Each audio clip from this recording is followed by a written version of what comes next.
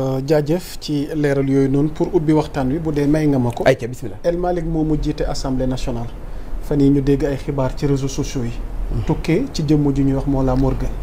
mu am kàddu yi mu teg ci ndoddam yoo xam ne man ñaanuma yàlla jaaraat ci. alors yow à ton niveau ba sax defal nañ ñu révélation comme quoi fa mu dëkkee train de vie gi muy mën ak yooyu noonu alors tey tu es un collaborateur de El Malick Ndiaye.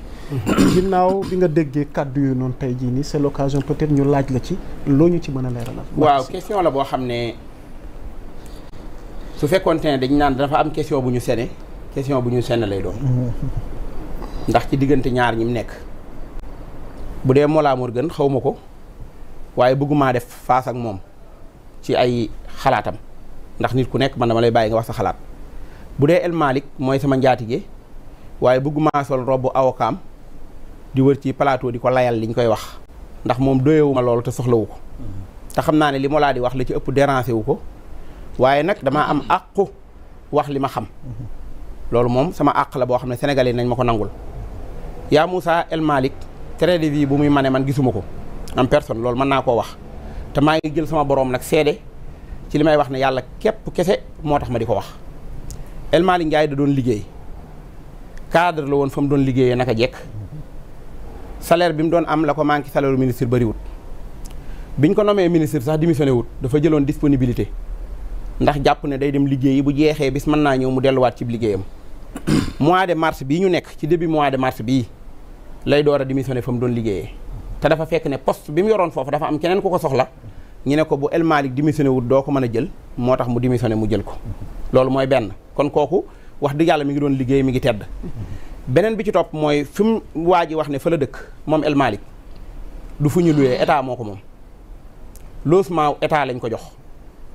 léegi président assemblée nationale nekk deuxième personnalité de l'état président de la république dëkk palais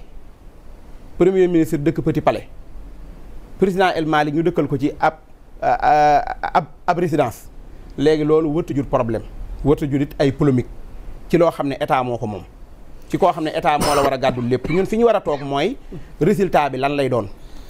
man de xam naa ci président El Malick bëgg a sakkanal goo xam ne ba mu ñëwee assemblée nationale fi mu nekk nii ma ngay def audit ca la fa jàlloon lépp dafa jàlloon lépp ma ngi koy def audit ndax ña ko jiitu woon boo ñëwoon tey def passation de prix maanaam service ak ña yoroon xaalis ba duñ la mën a woon i këyit dañ la naan rek lii moo fi daan am lii moo fi daan am lii moo fi daan am moom mi ngi obligé di auditer boppam te audité guñ ko maanaam ne nañ auditer li fi nekkoon teg lépp ci yoon ba mu leer ndax ëllëg keneen ku ñëw ñu mën laa tege ci yoon noonu ba li ngay def itam doon lu leer gis nga yaa Moussa buñ doon dem Porokhane wala ñuy dem fenn buñ taxawee buntu assemblée nationale war a départ El Malick danaan na ñenn ñu wàcc ci oto yi au lieu que kenn nit dong dina ci oto cortège bi di gudd ñu yàq essence oto bu ne na jël ñett nit wala ñeent ñu wàññi cortège bi ndax bëgg a sakkanal li nga xam ne mooy alal am na sax bu ñu dem Porokhane war a jaar Kaolack boo xam ne biis la mujj indi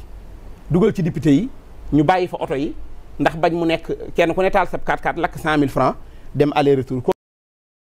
kooku mi ngi jéem a raisonné lu mu man beneen bi ci topp itam te ma ko doon bëgg a wax mooy billet màkk yi sax biñ koy joxe assemblée nationale sax billet yi mu doon am El Malick da ko wàññi delloowaat ko waa commission nationale ngir bëgg a sakkanal li ñu am te nag nit la woon ku daan liggéey daan góorgóorlu daan jëm ca kanam ba noppi itam suñu borom seetaanu ko woon léegi nag man li may lancé message di ko lancé suñu xarit bu baax boobu Mollah Morgun nga xam ne nag ñun doon nañ ko tàccu bu yàggut mu génn di def ay wax doomu aadama day juum nekkul ci réew mi mën naa am bu dee dañ lay jox ay information gënut fi réew mi toll di attaquer ay kilifa ci loo xamante ne nii amut fenn fu mu sosu amut fenn fu mu baase wu man toujours bu nit waxee loolu njuumte rek laa koy jàppee parce que jàpp naa ne yéen ñëpp intention defar ngeen am intention jubbanti ngeen am waaye Mollah boo defee effort tuuti di nga mën a jot ki nga xam ne mooy El Malick Ndiaye di nga mën a jot ñeneen ñi bokkal parti bi ñi nga xam ne ñooy génnee information di ko joxe ci nit ñi am na loo xam ne daf ñuy fàttaloo suñuy priorité dañuy fàttaloo li ñu war a def te loolu amul njariñ xeexu politique jërul loolu bataayu politique jërul loolu président El Malick Ndiaye premier ministre Ousmane Sonko xam na ko naw na ko respecté na ko te xam naa ci dara président Diomaye Faye naw na ko respecté na ko fonk na ko te xam naa ci dara te ay mbokkam ak ñi muy liggéeyandool it xam nañ ko ci jub xam nañ ko ci dëggu xam nañ ko ci njàmbaare te man loolu xam naa ci dara te moom mi taal teleem di ma seetaan wala ay mbokkam xam nañ ne Mbacké Sylla toogut fii ngir di défendre El Malick Ndiaye wala may défendre Ousmane Sonko wala Diomaye mais damay wax li may wax sama diggante ak sama aqullahi taala ak jàpp ne nit ki damaa nekk ak moom di liggéey ñu wax ko loo xamante ne yëg naa ko te moom ñëwut ci plateau yi kon am naa obligation war cee leeral moo tax ma ci doon joxe leeral yooyu c'est important am na solo Mass Mboup yow lay njëkkee sa commentaire par rapport ak li nga xamante ni moom la Mbacké Sylla doon leeral te mu jëm ci révélation yooyu nga xamante ni Mollah Morgun def na ko. waaw mais xam nga man vraiment pour man sax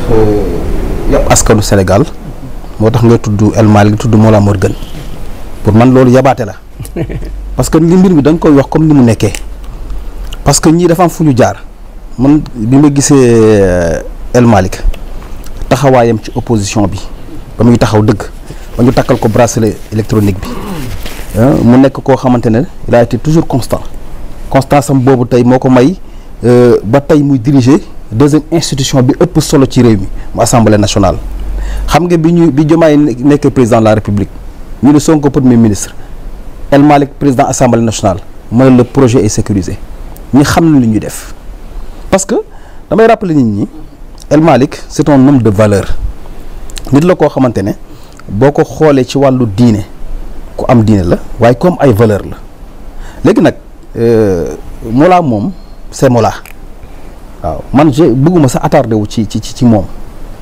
parce que si yenn yi du responsabilité nit da ngay il faut être responsable kilifa ci réew mi tey jii mën naa xaritoog El Malick mais léegi dafa am loo xamante ne moo koy jëmmal ci réew mi deuxième institution bi ëpp solo ci réew mi moom moo ko jiite tey jii bu ñu nee président am na gàllankoor grand kan mooy taxaw mais El Malick c'est pas le premier ministre. waaw El Malick mooy ñëw kon tey jii bu ñu toogee ci mpénc te damay rappeler tuuti ne dafa am jaar-jaar xam nga ñoo xamante ne dañu nekk ci xeex façon bu ne daj nañ ko lu ne dégg nañu ko mën naa leen assurer que ne kaddu Mollah ak kaddu keneen ku dul Mollah mënta déranger El Malick ak ñi muy àndal parce que Mollah mës nañ ko dégg mu jël loo xamante ne lu ñàkk teggin teg ko ci dara Ousmane Sonko man boobu laa pare di ko déglu mais quant à nag un Mollah bu taxaw di wax je crois que waruñ ci sax prêter attention Mollah moo war a xoolaat boppam parce que tollu bitim réew ay kilifa nekk fii di liggéeyal Sénégal di incarner philosophie bu am solo muy jubal jubbanti ba pare nekk ci yow nga toog bitim réew di waxi kasaaw la parce que li may bëgg nit ñi prêter attention mooy xam nga ñun bu ñu moytul nañ fragiliser suñu institution yi parce que dama jàpp ne li ñu bëgg a def mooy rendre misérable nos dirigeants. waaw parce que li ma ci gën a intéressé sax mooy train de vie bi nga xamante ni tey jii ni ñii ñëw au pouvoir vraiment li ñu diggee ci yeesal wàllu woowu noonu ak tey bu ñu déggee ñu bëgg leen a joxoñ ci benn dundin woo xamante ni daf ñuy xaw a jaaxal. xam nga mais gis nga xam nga mos naa ko wax Grabas. mos naa ne Sénégal ni ñuy doxee nii nañ ma sarom benn député muy jënd yàpp ñu ne kii def ñu yàpp. lu tax muy jënd yàpp parce que tellement que nit ñi léegi bon dafa am loo xamante ne mu doo ko mën a comprendre. mais bugguma aussi ñu jël suñu njiit yi rendre leen misérable président assemblée nationale dafa war a am dëkkuwaay. ñu ngi nii tey booy xoolee kër yi nga xamante ne ministre yi dañ ko dëkkoon.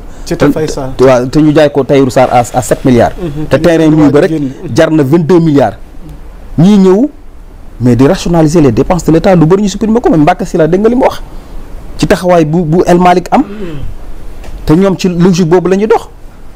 waaye nag je pense que wax tudd El Malick tudd Mollah wax dëgg yàlla loolu c'est du respect sax ci institution bi nga xamante ne moom la El Malick jiite ak lu muy incarné Mollah moo war a xoolaat boppam xool lu muy wax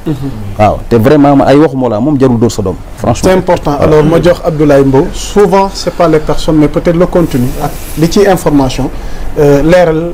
daf ciy am solo Abdoulaye Mbow ma jox la kàddu gi nga amal sa commentaire ci mbir mi waaw le plus souvent boo tuddee ñenn ñi waaw yow yaa may xam la lu ñu wax ok wala ñenn ñi ñoo may xam la lu ñu wax parce que comme je te l'ai dit ba jamono nekkee di xaw a métti ci Sénégal ñoom ñëpp nga boole leen daaw ma leen déglu par principe je te dis c'est-à-dire que xam nga damay nekk ci réseaux sociaux yi di défilé léeg-léeg su ma amee temps kii nii temps perdu di défilé léegi ma tombé rek ci ay dagg-dagg te le plus souvent sax bu ànd ak ay reetaan lay doon nga xool ko nii ay je passe pour juste pour dire que man dama jàpp ni nit du nekk biti réew néew ma amul xam-xam néew ma amul information waaye nit du nekk biti réew di ma ëpp information man mi nekk biir Sénégal ba pare wëlbatu ko di taskatu xibaar man principe boobu laa mos a demee waaw donte le nag di nga nangu ni nit dina la joxe information fu ne waaye am na yoo xam ne fu ngay dugg sensibilité bi muy laaj am na yoo xam ne dama si sori moo tax tey jii nii je pense que on est en train de parler de la deuxième personnalité de l'État deuxième personnalité de l'État doo ko tudd nag ba pare di tudd Ablaye Mbow à côté ci loo xam ne wax na ko en termes de confrontation lié véritablement à des informations yu jëm si li nga naan train de vie mais ku nekk fonctionnaire doon dundee 600 000 ñu bëgg ñu bañ ko boo doy jëwriñ bu am solo nga doon fonctionnaire dundee 600 000 nga wëlbati ko doon jëwriñ bu am solo xëy na di nga dundee 1 million il faut ñu nangu ko yooyu fonctionnaire ngoon tu étais un employé dans une structure privée nga signé fa contrat ñu lay fay weer gu dee ñu ne am nga 600 000 salaire dama ko waxee noonu rek mais yow boo wëlbati ko yaa Moussa nekk la deuxième personnalité de l'État ay la yëwoon mais oto bi nga doon wax day soppeeku kër gi nga dëkkoon day soppeeku payoor bi nga doon am tey day soppeeku te man gisaguma dëgg ah xëy na samay bët amay ndax waaye gisaguma loo xam ne damay gis ne ca mbay si loo xam ne en réalité opulence la ñuy wane opulence boo xam ne sax dafay ànd ak arrogance bew si doxalin waa bew voilà si doxalin si jëfin j'ai pas encore vu ça donc moo tax man je dis encore une fois lépp solo xam nga mooy lan gis nga ñii ñu dénk bopp réew mi ak ñii ñu dénk assemblée nationale tàmbale ko si président bi ba si 165 députés quel que soit par ailleurs le bord politique xam nga ñu leen soxlaa liggéeyal Sénégal c'est important jamono ji liggéeyal Sénégal la ñu soxla léegi les gens vont tirer les ficelles te su ma nee nag les gens vont tirer les ficelles moytul ki fi jóge comme daal dégg nga bu baax voilà les gens vont tirer les ficelles te su boobaa nag moytul ki fi jóge il va continuer de tirer les ficelles depuis l'extérieur donc aux autorités de se concentrer sur l'essentiel et l'essentiel xam nga mooy lan ndaw Sénégal yi aujourd'hui ñu ngi nii taxaw ànd ak espoir bu rëy si ñi nga xam ne ñoom ñoo fal ñi fi toog te ñu war a ànd ak ñoom transformer le Sénégal si wàllu xëyu ndaw ñi lan la ñuy offrir wàllu mbay bi naka la ñuy fexe ba Sénégal di dund bay dundal boppam wàllu élevage bi naka la ñuy def ba mu avancé ba meew bi na fi gañ fromage bi na fi gañ naka la ñuy liggéey ba am accès au logement naka la ñuy liggéey ba gérer le foncier ba maag jëwriñ dajale ba am benn somme war a dem fële wut benn parc 150 mètres carrés mas doon suñu dëkkandoo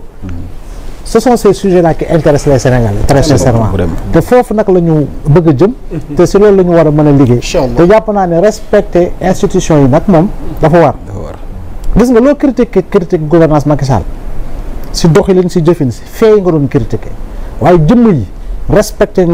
nga leen joxoon ba mu mat sëkk parce que mosoo wax kilifa fii ak ku munti doon wax joo xam ne dañ la naan kii li mu wax rëy na yàlla si yàlla musal parce que accident wu lamine moom fu ne lay jógee mais lépp solo mooy respecter doomu aadama yi te ñu fi nekk je pense qu'ils sont respectables par rapport ak ñu ñuy doxale respectable par rapport ak sobriété ak humilité bu ñu àndal si jëlum kàddu si wax ak Sénégalais yi te jàpp naa ne nag loolu la ñu war a mën a jiital ba kii nga xam mooy président assemblée nationale na doxal li ñu ko dénk institution la ah mu ànd ak ay moroomu député parce que président assemblée nationale bu ñu fàttali tam député la kon boog na ànd ak moroomu député lépp li nga xam ne moo di proposition de loi lépp li nga xam ne mooy coopération parlementaire avec tous les pays de l'Afrique et ailleurs dans le monde lu ñu si war a mën a jëlee si njariñ defe naa ñu wuti ko defe naa ni loolu daal moo si am solo c'est important Grand Abbas Sow sa commentaire sur cette actualité du ma ko commenter ok